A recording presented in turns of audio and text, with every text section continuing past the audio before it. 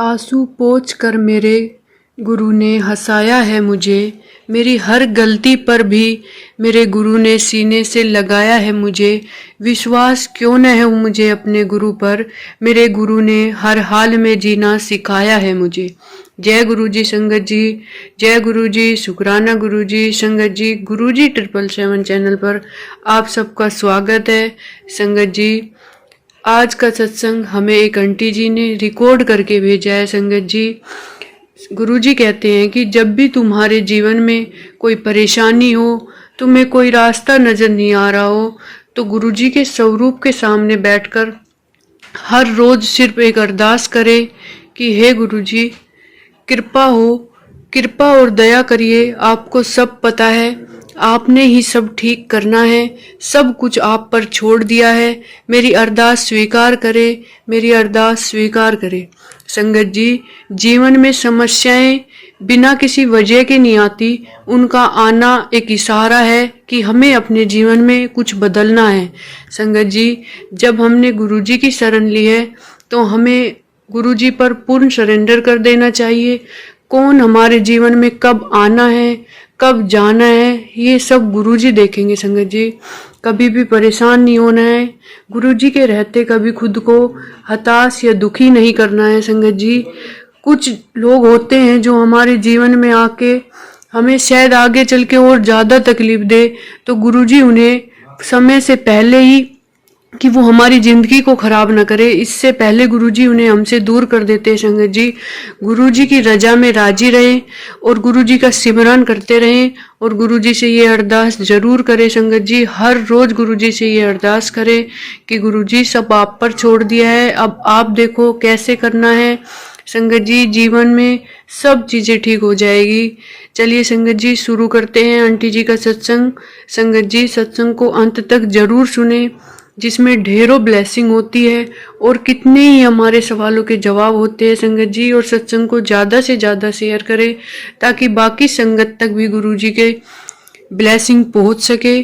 शुरू करते हैं आंटी का सत्संग। उससे पहले हम गुरुजी का मंत्र जाप कर लेते हैं। ओम नमः शिवाय, शिवजी सदा सहाय।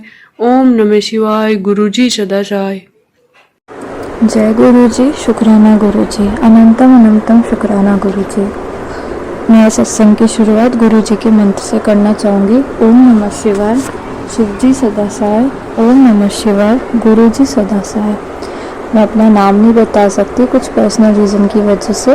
ये मेरा पहला सत्संग है और गुरुजी के बार बार टेलीपैथिकली थ्रू मैसेज आ रहे थे थोड़ी शुक्राना कर, तो मैं आज शुक्राना कर रही हूँ। और बहुत टाइम से मन था शुक्राना करने का, बहुत बार रिकॉर्डिंग भी करी, बहुत बार लिखा भी मैंने कि, पर पता नहीं कि ना वो बोल पा रही ना पढ़ पा रही अच्छे से, और बार बार ऐसे ही हो जाता था।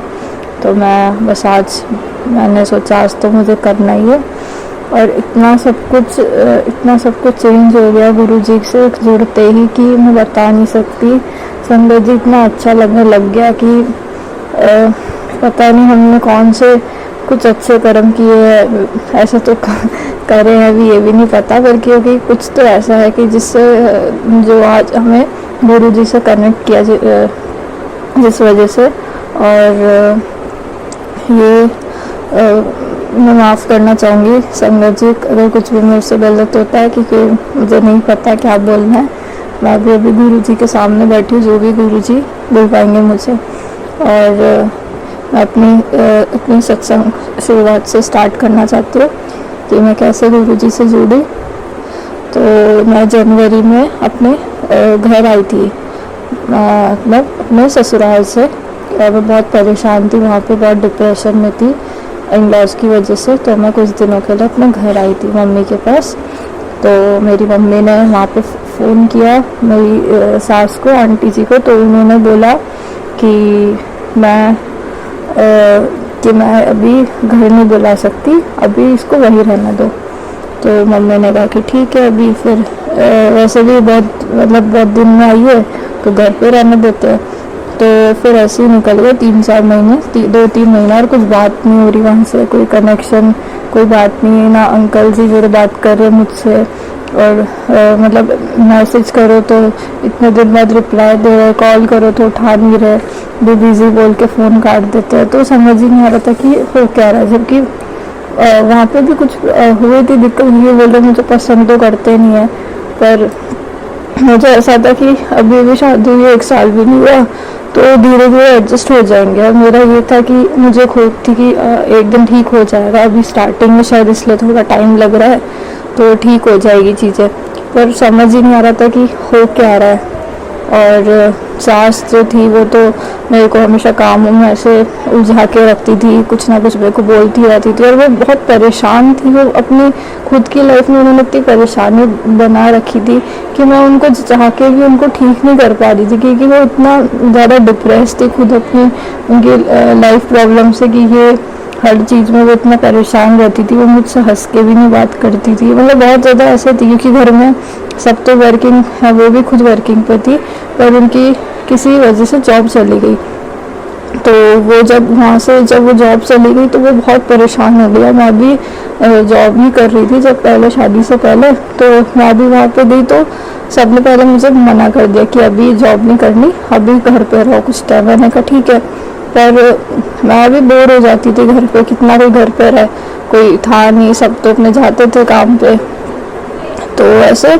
और अंकल जी, जो मेरे अंकल जी थे, वो भी बात नहीं करते थे मुझसे, अच्छे से टाइम नहीं देते, तो समझ नहीं आ रहा था कि अभी भी शादी हुई है और ये बिल्कुल बात नहीं कर रहे, कुछ भी नहीं ऐसे, मतलब कुछ अच्छा लग ही नहीं रहा था कि शादी किस ज़बरदस्ती से हुई है, कि क्यों करिए शादी भी। मतलब एक होता है ना कि किसी को टाइम देना, किसी से बात करना, किसी को जानने की कोशिश करना, तो ऐसा कुछ भी नहीं था।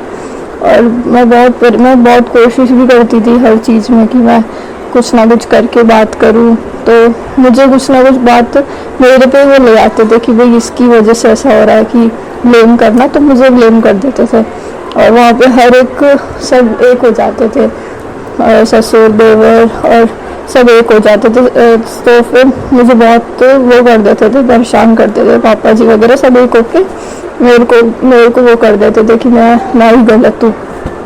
तो ऐसे ही चलता रहता था वहाँ पे। फिर मेरा मन भी नहीं लग रहा था, तो मैं अपने घर आ गई, और घर भी ठीक से आई थी, कुछ ऐसा था नहीं कि वहाँ से कोई बात हुई हो। इतनी जो हुई थी वो बहुत पहले हुई थी, तो वो ठीक हो गई थी, तो थोड़ी बहुत बात हुई थी ऐसी दोनों फैमिली की वजह से, कि इसकी कि उनके फैमिली में बात पता चल जाती है, होता है वो होता है, तो दोनों फैमिली के इशू की वजह से बात थी। और अंकल जी से तो बात होती नहीं थी मेरी, तो इतनी उनसे तो बात इतनी बड़ी नहीं, पर 2 फैमिली के बीच में थी जो बातें थी, जो ज़्यादा बढ़ गई थी। और मेरा और उनके तो कुछ रिलेशन भी ठीक नहीं चल रहा था अंकल जी से, तो पापा 1-2 बार आ गए कि मतलब कि ऐसे ठीक क्यों नहीं चल रहा, ये नहीं हो रहा। तो उस बात से उन लोग को, मेरे इन-लॉज को कोई दिक्कत नहीं थी, उनको सिर्फ ये दिक्कत थी कि मैं घर में काम अच्छे से नहीं कर रही, और मेरे घर में काम करने का तरीका क्या है, तो बस ये सारी प्रॉब्लम चल रही थी वहाँ पे। तो मैं अपने घर आई, फिर जब घर आई तो यही सब कि अभी नहीं जाना, 3 महीने निकल गए ऐसे करते रहते, तो समझ नहीं आ रहा। फिर हमने बहुत सारे लोगों से पूछा, पंडित जी से पूछा, और उसी बीच में जनवरी में गुरुजी से कनेक्ट हुई। पहले तो मम्मी कनेक्ट हुई थी, मम्मी के मैसेज आते थे, तो मम्मी ने मुझे बताया यूट्यूब पे कि देखिए मैसेजेस आ रहे, गुरुजी है ये ऐसे, तो मैंने तो ध्यान नहीं दिया। फिर उसके बाद मैं भी ऐसे सत्संग सुनने लग गई, तो मैंने मम्मी को नहीं बताया था कि मैं ऐसे, पर मुझे उसको सुनने के बाद इतना रिलीफ मिलने लग गया, मेरे डिप्रेशन में भी इतना आराम, मतलब मैं इतना ज़्यादा सोने लग गई, जैसे कुछ अंदर से मेरे कुछ, मतलब मेरे सत्संग सुनते सुनते मुझे ऐसा लग रहा था कि कुछ निकला है जैसे मेरी बॉडी से, बहुत अंदर से आराम आया मुझे, बहुत बहुत पीसली, मुझे बहुत अच्छा लगा कि भाई कितना अच्छा है सत्संग सुनकर, कितना मुझे शांति सी मिल रही है। तो मैं ऐसे धीरे धीरे उनसे कनेक्ट होती गई गुरुजी से, और जैसे उन्होंने मुझे बहुत सारे मतलब ड्रीम दर्शन में भी उन्होंने इतनी जल्दी मुझे ड्रीम दर्शन भी दिया हनुमान जी के साथ, और मतलब उन्होंने मुझे बहुत जल्दी से कनेक्ट भी किया अपने आप से। और मुझे जैसे मैं मंदिर जाती थी मम्मी के साथ डेली शिव जी के, तो वहाँ पे भी हमें मोर के रूप में इतनी बार दर्शन दिए, बटरफ्लाई के दर्शन नहीं हुए थे, तो मैं वो उनसे बोलती थी गुरुजी आप मेरे को बटरफ्लाई के दर्शन कब दोगे, तो उन्होंने वो भी सुन ली।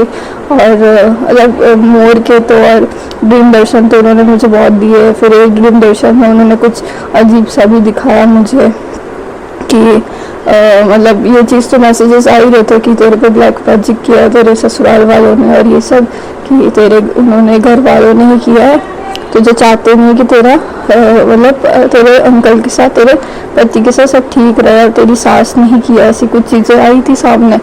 तो और मैंने कई पंडित जी से पूछा तो उन्होंने भी यही चीज़ें बताई कि ऐसा कुछ है, जबकि भगवान जी को इतना मानती है, उन्होंने अपने साथ ठाकुर जी को भी ले रखा है, उनको लेके मतलब हर जगह वो रखती हैं साथ में, फिर भी पता नहीं उन्होंने ऐसी चीज़ें क्यों करी, और अपने बेटे बहू के साथ पता नहीं क्यों, मुझे समझ नहीं आता आजकल ऐसे क्यों करते लोग।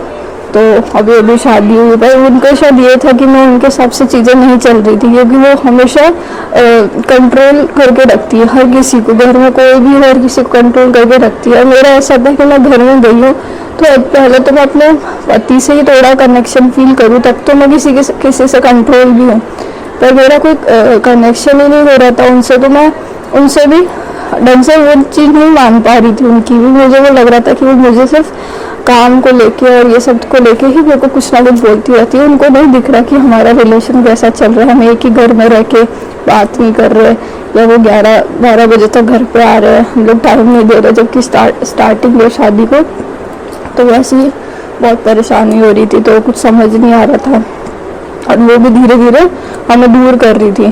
तो बस ये कि ऐसे मैसेज आए गुरुजी के कि घर में काला धागा पड़ा है, लाल धागा पड़ा है, और तेरे कुछ सिंदूर है, तो वो सब चीज़ें तो पहले मिली नहीं, हमने बहुत ढूंढा, हमने बहुत घर की सफाई की कोने कोने में, पर कुछ नहीं मिला। बट हाँ, गंदगी तो थी काफ़ी, पर हमें समझ नहीं आता कि ऐसी चीज़ें कहाँ मिलेगी। फिर मैंने बार बार गुरुजी से पूछा, मैंने कहा कि गुरुजी कहाँ पे आप बता दो।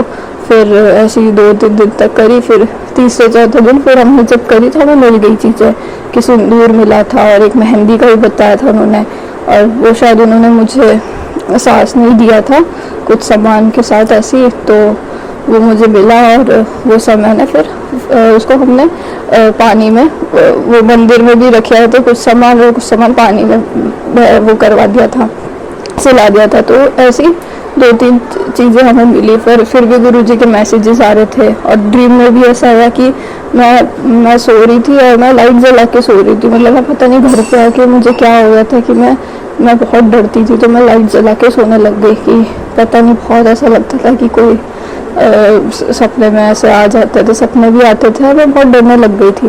तो बस मैं लाइट जला के सोती, तो इतने में मेरे को ऐसा सपना आया कि मैं गुरुजी को कोई सत्संग सुन के ही सोई थी, तो उसमें कुछ यही था कि ड्रीम दर्शन में, और जैसे मैं सोती हूँ तो मुझे वहाँ का कोई सपना आता है, और पता नहीं क्या सपना है, किसी ने मुझे बहुत ज़ोर से पकड़ा और मैं बहुत तेज चिल्लाती हूँ अपने पति के नाम जो है, मैं उनके अंकल जी का नाम चिल्लाती हूँ बहुत ज़ोर से कि मेरे को छोड़ो करके, ऐसा करके कुछ सपना था। अब मुझे समझ नहीं आया कि वो सपना क्या था, अभी गुरुजी ने मुझे क्या बताया कि भाई किसने मेरे पे ब्लैक मैजिक किया, और ये मुझे समझ नहीं आया, पर ऐसा कुछ सपना था। तो मैं उठती हूँ और बिल्कुल ऐसे बहुत ज़्यादा परेशान हो जाती हूँ, पसीना हो जाती हूँ, और मैं सपने में ही भागती ऐसे ज़ोर से कि मम्मी पापा क्या हुआ मेरे साथ। फिर मैं देखती हूँ मम्मी पापा भी नहीं थे घर पे, और पूरे घर में अंधेरा हो रहा था बिल्कुल, जबकि मेरे को ये भी याद था कि मैं लाइट जला के सोई, मैं ये भी बोलती हूँ, पर पता नहीं कैसे कि इतना अंधेरा। और फिर मैं वापस एकदम तेज़ी से अपने को उठाने की कोशिश करती हूँ कि मैं जल्दी उठूँ इस सपने से।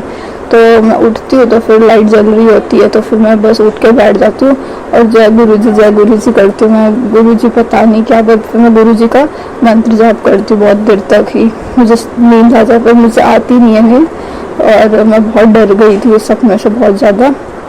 तो बस वही सपना चल रहा था। फिर उसके बाद उठती हूँ तो गुरुजी का मंत्र जाप करके फिर मैं फिर थोड़ी देर बाद मुझे गुरुजी की फ्रेग्रेंस आती है, कि तो मैं समझ जाती हूँ कि गुरुजी ने मुझे ये ड्रीम दर्शन दिया है, और उन्होंने मुझे बताया कि मेरे साथ कुछ ब्लैक मैजिक हुआ है, और या तो अंकल जी ने करा है या फिर उनकी मदर ने किया है। तो मेरे को समझ नहीं आता, बट मैं ऐसी फिर वही उसके बाद सपने के बाद बहुत रिलीफ सा भी होता है। फिर भी मैं ऐसे बहुत सोती रहती हूँ, बहुत मतलब सुबह शाम नींद इतनी ज़्यादा मेरे को आती है कि मैं उठ, मतलब एक होता है ना कि 7 o'clock के बाद नहीं सोना चाहिए, मेरे को उसी के बाद इतनी नींद आती है, मैं सोचती हूँ कि मैं नहीं सोऊं। और मेरे घर पे बहुत डांट पड़ती है कि तू ऐसे सोती है शाम के टाइम, पूजा पाठ के टाइम पे, और ये वो मैं भी कुछ समझ नहीं पा रही कि मैं क्यों नहीं उठ पा रही और इतनी क्यों थकान है बॉडी में अभी भी है बहुत, मतलब अभी भी ऐसी एनर्जेटिक नहीं है कि बहुत ज़्यादा कि मैं कुछ कर पाऊँ। अभी भी थोड़ा बहुत थकान रहती है, लेटी रहती हूँ मैं, और मैं सोचती हूँ कि नहीं ये सब मेरे को नहीं करना, नहीं लेटे रहना, कुछ काम करते रहना है बैठ के, और ये सब पर नहीं हो पाता, मतलब एकदम से बॉडी बहुत ज़्यादा लो फील करती है। तो ऐसे गुरुजी ने धीरे धीरे अपने सारे मुझे चीज़ें बताते गए, वो भी मुझे कि जो वो है सास, वो उसने ऐसा कुछ किया है और पता नहीं वो क्यों ऐसे चीज़ें कर रही है। फिर ऐसा था कि वो किसी चीज़ से ना झुकने ही जा रहे थे, उन्होंने मेरे को ऐसा बोला था कि भाई 3 महीने बाद 3-4 अभी तुम इतनी वो हो रही है, अब तुम भेजने के लिए कर रहे हो, तुम बेटी को रखना नहीं चाह रहे, ऐसे करके वो मेरी मदर को बोलती है। तो बोलती नहीं ऐसा कुछ नहीं, पर आप एक चीज़ तो बताओ कि मतलब एक डिसीजन पे तो आओ, क्या करना क्या चाहते हो, क्या मतलब किसी बात पे तो एग्री करो। तो वो बताती है, फ़ोन में उठाती है, काटती रहती फ़ोन, हमारा बात ही नहीं करती हमसे। तो फिर हमें बिचौलिया कैसे पता चलता है कि वो तो कोई बाहर जा रहा है लड़का, अब बाहर जा रहा है तो फॉरेन जा रहा है, ऐसे करके कुछ पता चला। हम लोग इतना परेशान हो जाते हैं कि अगर ऐसे चला गया तो भाई रिश्ता बीच में छोड़ के, और ना कुछ बता रहा ना कुछ कर रहे लोग, तो हम बहुत परेशान हो जाते हैं। फिर हम उसी बीच में गुरुजी से अरदास करते हैं कि गुरुजी प्लीज़, पहले तो मेरी यही अरदास थी कि मुझे वहीं जाना है, और इतनी सारी चीज़ें मुझे पता होने के बाद भी मैं अपने आप को मना नहीं पा रही कि भाई कि मेरे लिए वो रिश्ता सही नहीं है। और मेरी, क्योंकि होता है ना कि डिवोर्स के बाद कितनी सारी चीज़ें बदल जाएगी, और अभी भी यही लग रहा है दिमाग में कि कैसे भी करके सब ठीक हो जाए, सब मेरा रिलेशन सब ठीक हो जाए। या वो भी थोड़ी उनको भी, सास को भी समझना चाहिए कि बच्चों को अलग रहना चाहिए। हम लोग उसके बाद शादी के बाद भी कहीं गए नहीं है, और हमने एक दूसरे को टाइम नहीं दिया। तो वही चीज़ें दिमाग में थी कि उनको ये चीज़ें समझनी चाहिए कि आजकल बच्चों को थोड़ा स्पेस है, कि हम एक ही घर में, क्योंकि मैं कुछ भी बात बोलती थी उनको, वो भी पता नहीं कैसे कि वो सारी बातें अपनी मदर से बोल देते थे, मतलब एक बातें बोलते थे उसको बढ़ चढ़ा के भी कुछ बोल देते। तो मुझे समझ नहीं आता या तो ये नहीं चाहते रहना साथ में, या मम्मी नहीं चाहती, क्योंकि कुछ भी ठीक नहीं चल रहा था। तो ऐसे करके हो रहा था। फिर हमने अरदास की गुरुजी से कि गुरुजी प्लीज़ कुछ तो करो, ऐसे तो मतलब हमें इससे बाहर निकालो। एक चीज़ तो हो कि भी हम किसी एक डिसीजन पे पहुंचे, या तो ख़त्म ही होना है तो ख़त्म ही हो जाए, या रहना है तो भी वो कुछ बताए। तो बस गुरुजी पहले यही बोलते थे कि कोई अभी तो तू इंतज़ार कर, थोड़ा रुक, सब अच्छा होगा, मैं तेरा बेड़ा पार करूँगा, तो थोड़ा टाइम लग रहा है पर सब पक्का होगा, ऐसे करके गुरुजी के मैसेजेस आते थे। तो मैं भी सोचती थी, पर वो ये ना कि वेट नहीं होता, पेशेंस नहीं है, और बहुत परेशान रहती थी मन में सुबह शाम यही कि क्या होगा क्या नहीं होगा, मतलब इतनी ज़्यादा परेशान हो गई थी। गुरुजी का बस गुरुजी ने जैसे बोलते सरेंडर करो, मैंने उनको पूरा सरेंडर कर दिया था। मैं बस यही होपती कि गुरुजी ही अब मुझे इस चीज़ से बाहर निकालेंगे। और मैं खुद वह फील करती थी कि मैं सुबह उठती हूँ तो गुरुजी का मंत्र मेरे चल रहा होता था, मतलब इतना ज़्यादा मैं सोती वक्त भी गुरुजी का मंत्र सुन के सोती थी कि बस मुझे किसी तरह से इस सिचुएशन से बाहर आ जाओ। और अभी भी बहुत परेशान हूँ, अभी भी यही सोचती हूँ कि बस पता नहीं कुछ भगवान चमत्कार करे, पर यही है ना कि वो मेरे लिए नहीं है, मेरे नसीब में नहीं है वो जगह। तो शायद गुरुजी भी बोल चुके कई बार कि बेटा मैं तेरे को कुछ और अच्छा दूंगा, अच्छा और रिश्ता आएगा तेरे लिए। और अभी कोई इतनी एज भी नहीं है, बट ये कि ऐसी चीज़ें करते क्यों लोग, जब उनको नहीं रहना था तो उनको शादी नहीं करनी चाहिए थी, उनके कुछ और दिक्कत होगी, कुछ और होगा, अगर और कोई रिलेशन में है भी उसकी कोई लड़की, उसके साथ कोई रिलेशन में है तो उसको नहीं करनी चाहिए थी, या कुछ और भी बातें, क्योंकि कुछ भी चीज़ें सही नहीं थी। और उसकी मदर को वो ना बात कर पाता था, ना मेरे लिए कुछ बोलते थे, ना मतलब मेरे हमेशा खिलाफ ही रहते थे वो। तो गुरुजी से अरदास करी उस टाइम मैंने, फिर गुरुजी ने हमें बड़े मंदिर बुलाया, बड़े मंदिर में भी इतना मतलब ऐसे प्लान बना हमारा, इतना अच्छा लगा वहाँ पहुँच के, इतना अच्छा था वो जाने का। तो बहुत ही अच्छा लगा वहाँ पे हम पहुँचे। और वहाँ पे मैं गुरुजी से पहले उसमें भी मैं ऐसे सोच रही थी कि क्या कपड़े पहन के जाऊँ, क्या उन्होंने बोला भी था कि सफ़ेद चोले में आज मैं दर्शन दूंगा। और उसी दिन पहुँचना था, तो उन्होंने वही उनके बड़े उनके दरबार में उनके सफ़ेद चोले के स्वरूप लगे हुए थे। और मैं इतनी खुश हुई, इतनी खुश हुई, और इतना अच्छा लगा उनके उनके मंदिर, उनके बड़े मंदिर में इतनी शांति मिली।